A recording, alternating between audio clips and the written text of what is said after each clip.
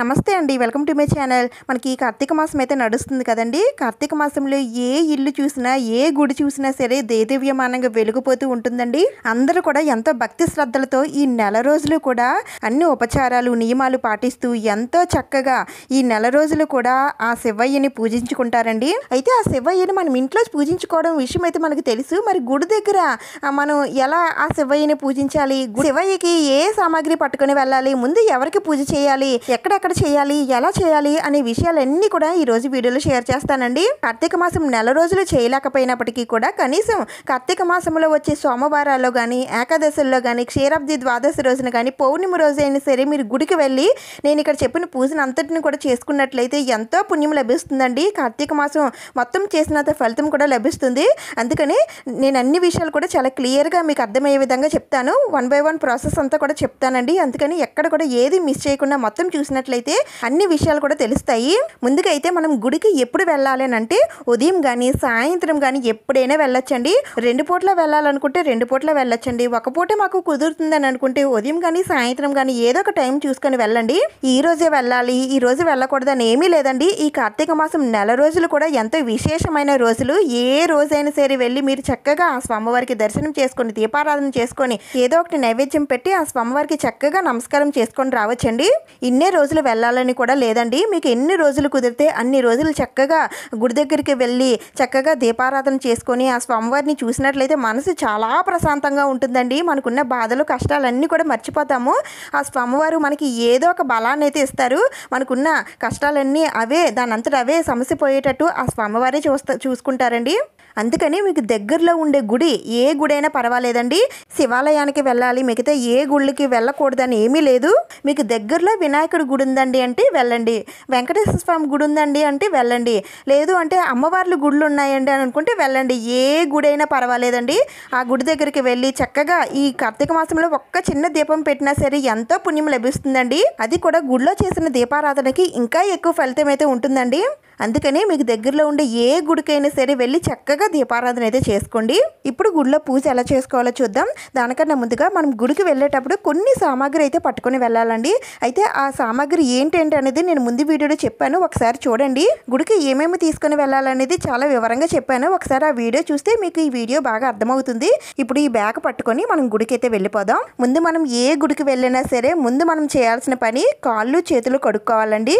అక్కడ water taps లాంటివి ఉంటాయి కదా, అక్కడికి వెళ్ళి కాళ్ళు చేతులు మొహం కూడా కొడుక్కునే వాళ్ళు ఉంటారండి. మొహం నోరు కూడా మొత్తం ఇవన్నీ కూడా కొడుక్కునే వాళ్ళు ఉంటారు. మీరు అప్పుడే స్నానం చేసి వచ్చామండి అనుకుంటే మాత్రం మామూలుగా కాళ్ళు చేతులు కడుక్కుంటే సరిపోతుంది. ఇలా కడుక్కున్న తర్వాత ముందుగా మనం పూజించాల్సింది వినాయకుడినండి. ముందుగా ఆ గుడిలో వినాయకుడు ఎక్కడున్నాడో చూడండి. వినాయకుడు ఉన్నాడు అని అంటే ఆ వినాయకుడికి దగ్గరికి వెళ్ళి చక్కగా దీపారాధన చేసుకొని పళ్ళు, అలాగే తాంబూలం, పసుపు, కుంకుమలు, పువ్వులు అన్నీ కూడా సమర్పించి ఆ స్వామివారికి దండం పెట్టుకోండి. మేము వెళ్ళిన గుడిలో వినాయకుడు లేడండి అని అనుకుంటే మాత్రం అప్పుడు మీరు వినాయకుడు పూజను అయితే చేసుకోవాల్సి ఉంటుంది. ఇప్పుడు ఆ పూజ ఎలా చేసుకోవాలో చూపిస్తాను. ఒకవేళ వినాయకుడు ఉన్నాడు అనుకోండి, ఆ వినాయకుడి దగ్గరే ఇక్కడ నేను చూపిస్తున్న పూజను అంతటిని కూడా మీరు చేసుకోవచ్చు. ఒకవేళ వినాయకుడి దగ్గర పంతులు గారు ఎవరైనా ఉన్నట్లయితే వారికే నేరుగా మీరు పసుపు, కుంకుమలు, పళ్ళు, తాంబూలం, అలాగే నైవేద్యాలు అన్నీ కూడా ఆ పంతులు గారికి ఇచ్చేస్తే ఆయన పూజ అనేది చేసేస్తారు. ఎవరూ లేరండి మనమే చేసుకోవాలని అనుకుంటే మాత్రం ఇక్కడ చేస్తున్న పూజను అంతటిని కూడా మీరు చక్కగా అక్కడ చేసుకోవచ్చు. అంటే కొన్ని గుడుల దగ్గర ఒక్కొక్క ప్రాసెస్ అయితే ఉంటుందండి. అన్ని గుడుల దగ్గర అయితే ఒకలాగా ఉండదు. అందుకని అన్ని విధాలుగా చెప్తున్నాను. ఇప్పుడు మనం తీసుకువెళ్ళిన సామాగ్రి అయితే ఉన్నాయి కదండి, దాంట్లో 2 క్లాత్లు అయితే పెట్టుకున్నాం కదా. ఒక క్లాత్ తీసి మనం కింద పరుచుకోవాలండి. అంటే దానిపైన మనం కూర్చోవడానికి పరుచుకుంటాము. అయితే మీరు క్లాత్ అయినా పెట్టుకోవచ్చు, లేదంటే ఒక న్యూస్ పేపర్ లాంటిదైనా సరే పెట్టుకోవచ్చు. ఇప్పుడు దానిపైన కూర్చొని ఇప్పుడు మనం తీసుకుని వెళ్ళిన అన్ని సామాగ్రి కూడా బయటకు తీసుకోండి. వినాయకుడు ఉంటే వినాయకుడికి ఎదురుగా కానీ, లేదంటే ఒక పక్క సైడ్గా కానీ కూర్చొని ఈ పూజను అయితే చేసుకోవచ్చు. ఒకవేళ వినాయకుడు లేడు అంటే గుడి ప్రాంగణంలో ఎక్కడైనా సరే ఒక దగ్గర కూర్చొని మీరు ఈ వినాయకుడి పూజను అయితే చేసుకోవచ్చండి. ముందుగా మనం బాటిల్తో నీళ్ళు అయితే పట్టుకొని వెళ్ళాం కదండి, ఆ నీళ్ళు కొద్దిగా చేతిలోకి తీసుకొని అక్కడ ఉన్న ప్లేస్ని కొద్దిగా కడిగినట్టు కొంచెం అలా నీళ్ళు అయితే జల్లండి. అంటే అక్కడ ఉన్న ప్రాంతాన్ని శుద్ధి చేసినట్లు అవుతుంది. అక్కడ మీకు గచ్చు ఉంది అనుకుంటే ఈ విధంగా చక్కగా పసుపు కూడా రాసుకొని ముగ్గు అయితే పెట్టుకోవచ్చండి. ఒకవేళ మట్టిలాగా ఉందని అనుకుంటే మాత్రం మామూలుగా వాటర్ జల్లుకొని తర్వాత ముగ్గు పెట్టుకొని తర్వాత దానిపైన కొద్దిగా పసుపు కుంకుమ ఉంచుకుంటే సరిపోతుంది. ఎక్స్ట్రా ఒక క్లాత్ అయితే పెట్టుకోమని చెప్పాను కదండి. ఆ క్లాత్ పెట్టుకుంటే మనకి చేతికి అంటుకున్నవన్నీ కూడా ఆ క్లాత్కి తుడుచుకోవడానికి బాగా ఉపయోగపడుతుందండి. లేదంటే మన చీర పాడైపోతుంది. అందుకని ఒక క్లాత్ అయితే తప్పనిసరిగా పట్టుకుని వెళ్ళండి. ఆ తర్వాత బియ్యం పిండి మనం పట్టుకొని వెళ్ళాం కదా, బియ్యం పిండితో చక్కగా మీకు వచ్చిన ముగ్గులు అయితే వేసేసుకోండి. ముగ్గుకు చుట్టూ కూడా ఈ విధంగా 4 వైపులా కూడా గీతలు అయితే పెట్టుకోవాలండి. అంటే ఆ ముగ్గుని బంధనం చేయాలి. అది మాత్రం మర్చిపోకండి. ఉట్టు ముగ్గు ఒకటి వేసి చుట్టూ డిజైన్ మాత్రం వేయకుండా ఎట్టి పరిస్థితుల్లో ఉంచకండి. ఇలా ముగ్గు వేసిన తర్వాత ఈ ముగ్గులో కొద్దిగా పసుపు కుంకుమలు ఉంచడమో లేదంటే ఆ పసుపు కుంకుమలతో మళ్ళీ ముగ్గుని డిజైన్ చేయడమో లాంటిది ఏదో ఒకటి చేయండి. మనకి గుడిలో ఎక్కడ కూర్చొని పూజ చేసుకోవాలనే ఒక ప్లేస్ అయితే ఇస్తారండి. మీరు ఆ ప్లేస్లో కూర్చొని సరే చేసుకోవచ్చు. మీరు ఎప్పుడు వెళ్తున్న గుడి అయితే ఆల్రెడీ మీకు తెలిసే ఉంటుంది. ఒక్కసారి వెళ్తే చాలండి. నెక్స్ట్ టైం అందరూ ఎలా చేస్తున్నారు అనేది ఆటోమేటిక్గా మీకు తెలిసిపోతుంది. ఇప్పుడు పూజ చేసుకోవడానికి వినాయకుడు అయితే ఉండాలి కదండి. అందుకని పసుపు వినాయకుడిని కూడా తయారు చేసుకోవాలి. ఈ పసుపు వినాయకుడు కూడా మీరు చక్కగా ఇక్కడ గుడి దగ్గరకు వచ్చిన తర్వాతే చక్కగా కిందన కూర్చొని ఈ విధంగా తయారు చేసుకొని పెట్టుకోవచ్చండి. ఇంట్లో తయారు చేసుకున్నా పర్వాలేదు, కానీ ఇక్కడ కూడా తయారు చేసుకొని ఈ విధంగా కలిపేసుకొని చక్కగా ఆకులు పెట్టుకొని వినాయకుడిని అయితే పెట్టుకోండి. వినాయకుడికి అలాగే వస్త్రమాల అలాగే పువ్వులు అన్నీ కూడా సమర్పించండి.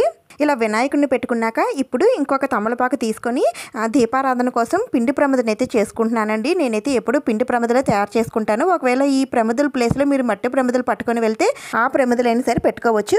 నేనైతే ఎప్పుడు ఈ విధంగానే పిండి ప్రమిదలు అక్కడికక్కడే ప్రమిదలు చేసేసుకొని నేను దీపారాధన అయితే చేసుకుంటాను. ఈ కార్తీక మాసంలో పిండి దీపారాధన చేస్తే శివకేశవులిద్దరికీ కూడా చాలా అత్యంత ప్రీతికరమైన దీపారాధన ఈ పిండి దీపారాధన. అందుకని మీరు కూడా ఈ దీపారాధన చేసుకోవడానికి ప్రయత్నించండి.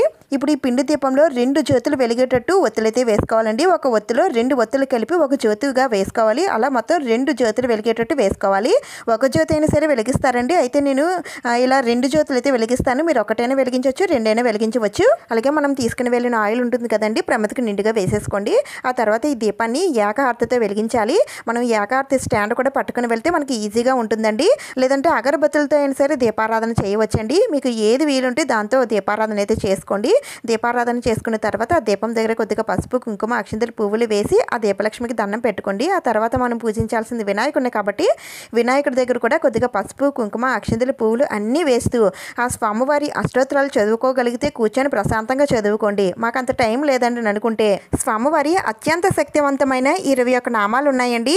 ఈ నామాలు చదువుకొని మీరు పూజ చేసుకున్నా చాలండి. ఒకవేళ ఈ నామాలు కూడా మాకు చదవడం రాదండి, మాకు నోరు తిరగదు అనుకుంటే ఓం గం గణపతియే నమః అని 11 సార్లు అనుకుంటూ ఆ స్వామివారిని తలుచుకుంటూ మీరు ఆ స్వామివారికి పూజ అనేది చేసుకోవచ్చు. ఇలా మంత్రాలన్నీ చదివేసుకున్న తర్వాత ఇప్పుడు స్వామివారికి అగరబత్తులతో ధూపం ఇవ్వాలి. ఆ తర్వాత స్వామివారికి నైవేద్యం నివేదన చేయాలండి. మీరు తీసుకుని వెళ్ళిన ఏ నైవేద్యం వినాయకుడికి పెట్టాలనుకుంటున్నారు ఆ నైవేద్యం పెట్టేయండి. ఇక్కడ నేను వినాయకుడి కోసం బెల్లం అలాగే షుగర్ చిప్స్ అయితే నేను తీసుకొని వచ్చాను. ఇవే నేను వినాయకుడికి అయితే సమర్పిస్తున్నాను. నైవేద్యం నివేదన చేసిన తర్వాత స్వామివారికి తాంబూలం కూడా సమర్పించండి. తాంబూలం అరటిపళ్ళు ఉంటే పెట్టండి, లేదంటే ఆకు వక్క డబ్బులు ఉంటే సరిపోతాయి. ఆ తర్వాత విఘ్నేశ్వరుడికి ధూపం చూపించి మీ దగ్గర కొబ్బరికాయ ఉంటే కొబ్బరికాయను కూడా వినాయకుడికి సమర్పించవచ్చండి. కొబ్బరికాయ ఉంటే కొట్టండి, లేకపోయినా పర్వాలేదు. ఆ తర్వాత నీరాజనం సమర్పించండి. నించొని స్వామివారికి నీరాజనం సమర్పించాలండి, కూర్చొని సమర్పించకూడదు. నీరాజనం సమర్పించిన తర్వాత కొద్దిగా అక్షింతలు స్వామివారి పాదాల దగ్గర వేసి ఆ స్వామివారికి దండం పెట్టుకోండి.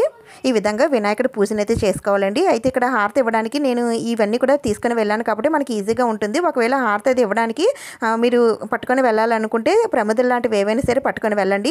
అక్కడ ఉన్న ప్రమిదలు వాడకూడదా అంటే అక్కడ ఉన్న ప్రమిదలు మీరు దీపారాధనకి అయితే వాడకూడదండి. ఇలా హారతి ఇవ్వడానికి లేదంటే ధూపం ఇవ్వడానికి అయితే తీసుకొని వాడచ్చు, పర్వాలేదు. ఖాళీగా ఉన్న ప్రమిదలను అయితే తీసుకోవచ్చు. తర్వాత ఇలా వినాయకుడి పూజ చేసుకున్న తర్వాత వినాయకుడిని అక్కడ అలా వదిలేకూడదండి. వినాయకుడిని కదిపేసి నిమజ్జనం చేసే వెళ్ళాలండి. అలాగే మనం పూజలో పెట్టినవన్నీ కూడా మనం తీసి పక్కన పెట్టేస్తే గుడి కూడా నీట్గా ఉంటుందండి. మనకి కూడా ఎలాంటి దోషాలు అవి తగలకుండా ఉంటాయి. మీకు సాధ్యమైనంత వరకు గుడిని నీట్గా ఉంచడానికి ట్రై చేయండి. ఎందుకంటే ఈ కార్తీక మాసంలో ఎక్కువగా దీపారాధన చేయడం వలన ఎక్కడ పడితే అక్కడే చాలా తడిగా వెట్టగా ఉంటుందండి. ఎక్కడ అడుగు పెట్టినా సరే ఇలా దీపపు కుందులు ప్రమిదలు అగరబత్తులు అరటిపళ్ళు ఇవే కనిపిస్తాయి. కనిపిస్తూ ఉంటాయి. అందుకని మనం చేసిన పూజ ఎవరికి అడ్డు రాకుండా, మనం పెట్టిన వస్తువులు ఎవరు తొక్కకుండా ఉండాలి అంటే మనం అంతా కూడా క్లీన్ చేసుకొని వెళ్తేనే ఆ పూజకి తగిన ఫలితం అయితే మనకు లభిస్తుంది. అయితే ఇప్పుడు వినాయకుడిని ఎలా కదపాలి, ఈ వస్తువులన్నీ ఏం చేయాలనేది కూడా తెలుసుకుందాం. దానికన్నా ముందుగా మిగిలిన పూజలు కూడా ఎలా చేసుకోవాలో చూపిస్తాను. ఇలా వినాయకుడి పూజ చేసుకున్న తర్వాత మనం ఏ గుడికి అయితే వెళ్ళామో ఆ గుడి తాలూకా ప్రధాన మూర్తి అంటే ఆ గుడి తాలూకా దేవుడు ఉంటాడు కదండి, ఆ దేవుడికి ప్రదక్షిణలు చేసుకున్న తర్వాత ఆ దేవుడు గుడి లోపలికి వెళ్ళి ఆ దేవుడికి దర్శనం అయితే చేసేసుకోండి.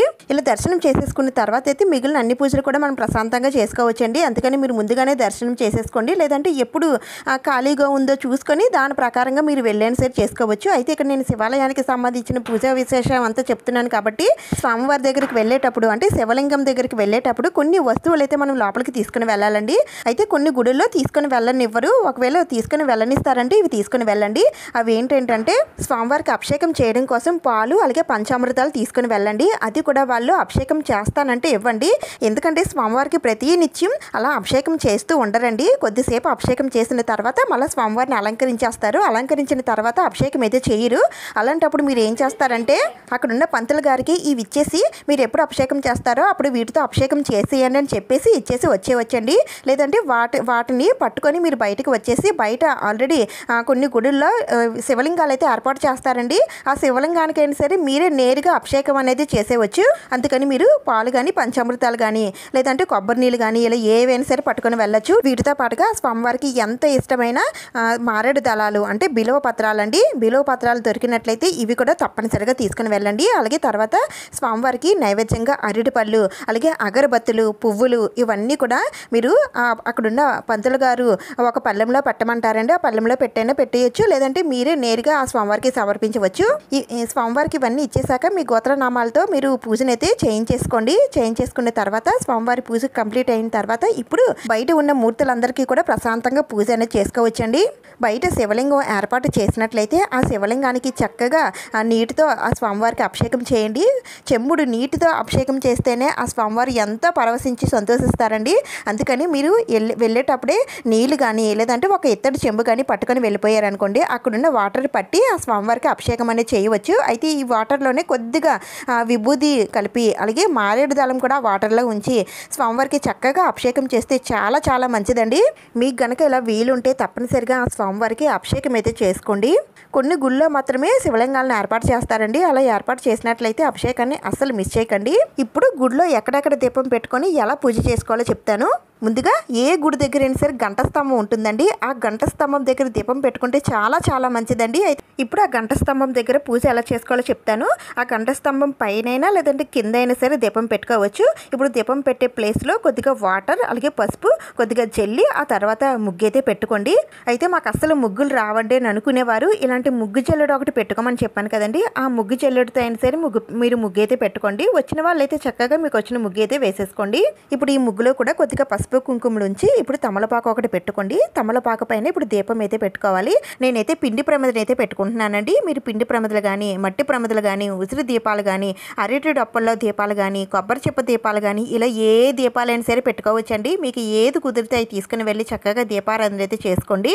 ఇలా ప్రమిదకి చందనం కుంకుమలతో బొట్లో పెట్టి దీపం అయితే పెట్టుకోండి. దీంట్లో కూడా 2 ఒత్తులు వేసుకోండి. ఇక్కడ నేను పువ్వొత్తులు వేస్తున్నానండి. పువ్వొత్తులు అయితే ఒక్కొక్కటి చొప్పున 2 జ్యోతులు వెలిగేటట్టు తీసుకోవచ్చు. అదే అడ్డవత్తులు అయితే 2 ఒత్తులు కలిపి ఒక జ్యోతిగా వచ్చేటట్టు వేసుకోవాలి. అది ఒక జ్యోతి అయినా లేదంటే 2 జ్యోతులైనా సరే వెలిగేటట్టు వేసుకోవచ్చు. ఆ తర్వాత దీపాన్ని అందంగా అలంకరించేసుకోండి. ఇలా అలంకరించేసుకున్న తర్వాత ఇప్పుడు గంట స్తంభం దగ్గర కదా మనం దీపం అయితే పెట్టుకుంటున్నాము. ఆ గంట స్తంభానికి కూడా కొద్దిగా పసుపు రాసి అలాగే కుంకుమతో బొట్లు పెట్టండి. ఆ తర్వాత మనం పెట్టుకున్న ఈ దీపాన్ని ఏకహారతితో వెలిగించి ఆ దీపం దగ్గర కొద్దిగా పసుపు కుంకుమ అక్షింతలు పువ్వులు వేసి ఆ దీపలక్ష్మికి దండం పెట్టుకోండి. అయితే ఇక్కడ వినాయకుడిని అయితే పెట్టనవసరం లేదండి. ఆల్రెడీ మనం వినాయకుడికి పూజ అనేది చేసేసుకున్నాం కాబట్టి ఇంకా వినాయకుడిని అయితే పెట్టనవసరం లేదు. మామూలుగా ఇలా దీపాలు పెట్టుకొని పూజ చేసుకుంటే సరిపోతుంది. ఈ కార్తీక మాసంలో పంచగవ్య దీపారాధన చేసినా సరే హోమం చేసినంత ఫలితం అయితే వస్తుందండి. అందుకని పంచగవ్య ప్రమిదను కూడా తీసుకుని వెళ్ళి అక్కడ గుడి దగ్గర ఈ దీపారాధన అయితే చేయండి.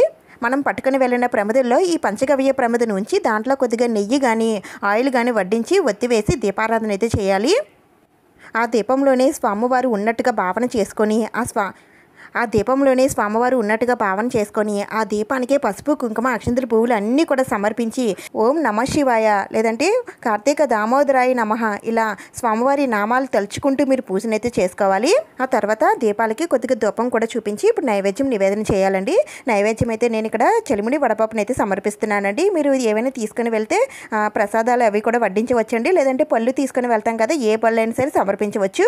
ఆ తర్వాత తాంబూలాన్ని కూడా సమర్పించండి. నేను ఇక్కడ మర్చిపోయాను, తాంబూలంలో పెట్టడానికి అరటిపళ్ళు లేకపోయినట్లయితే 2 ఆకులు 2 వక్కలు 1 చిల్లర నాణం పెట్టైనా సరే తాంబూలం సమర్పించవచ్చు. ఆ తర్వాత నీరాజనం సమర్పించి కొద్దిగా అక్షింతలు వేసి దండం పెట్టుకోండి. గంట స్తంభాన్ని కూడా మనం టచ్ చేసి దండం పెట్టుకోవాలండి. అంటే అది గంట స్తంభాన్ని పట్టుకొని మనం దండం పెట్టుకోవాలి. ఆ తర్వాత కొద్దిసేపు మీరు చదవగలిగితే కార్తీక పురాణం చదువుకోండి. లేదంటే ఆ దీపాల వైపే చూస్తూ ఓం నమ శివాయ అని అనుకుంటూ కొద్దిసేపు అలా దీపాలు కాసి చూస్తూ ఉండండి. ఇలా ధ్వజస్తంభం దగ్గర పూజ పూర్తయిన తర్వాత నంది దగ్గర కూడా దీపం పెట్టుకోండి. కొన్ని గుళ్ళో నంది దగ్గర దీపం పెట్టుకోవడానికి అయితే అవ్వదండి. మీకు కనుక వీలుంటే నంది దగ్గర కూడా దీపం పెట్టుకోండి. అయితే ఇక్కడ నేను ముందు ప్రాసెస్ చూపించాను కదా, పంచగవ్య ప్రమిద కాకుండా ఫస్ట్ దీపం అయితే పెట్టాం కదండి, పిండి ప్రమిద. ఆ దీపం పెట్టి నైవేద్యం పెట్టి ధూపం చూపించి నీరాజనం సమర్పించి ఆ నందీశ్వరుడికి దండం పెట్టుకోండి. తండ్రి మేము వచ్చి వెళ్ళామని ఆ శివయ్యకి తెలియచేయి తండ్రి అని ఆ నందికి చెప్పండి. అలాగే మీకున్న కోరికలన్నీ కూడా నంది చెవిలో చెప్పండి. ఈ విధంగా నందీశ్వరుడికి చెబితే మన కోరికలు ఆ శివయ్య తీర్చుతాడని ఒక నమ్మకం అండి.